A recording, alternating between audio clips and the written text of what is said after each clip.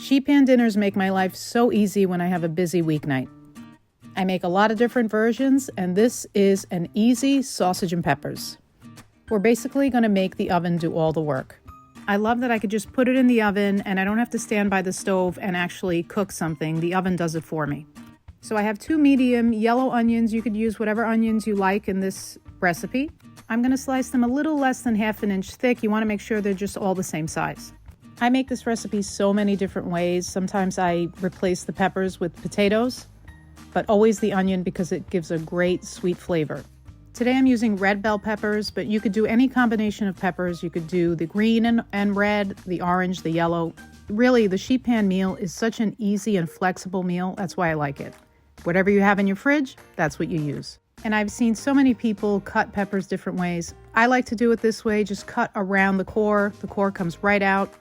Tap out some of those seeds and then just slice them just like that. There's no wrong way to cut a pepper. Everyone has their own way, and it's really up to you what you feel comfortable doing with your knife. Now I'm going to take 4 whole garlic cloves. I'm going to leave them whole because I don't really want a strong garlic flavor, but if you like that strong garlic flavor, you want to mince this. So I'm just going to tap them just to get that skin off. I don't want to crush them totally, just tap them hard enough to be able to pull that skin off easily. And that's it. That's the prep for this sheet pan meal. Now I'm going to take my sheet pan and I'm just going to add everything I just prepped onto the sheet pan, the onions, the peppers, and the garlic cloves. As I put the onions on, I want to just squeeze them to break them apart and make sure that they cook evenly.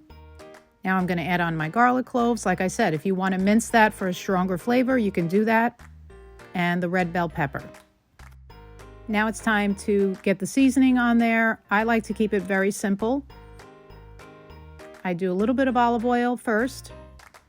Then I add on some oregano. I like to season high up so I can get even distribution. Of course, salt and pepper to taste. And then I'm going to add in some garlic powder because I feel like it has a different dimension of garlic flavor.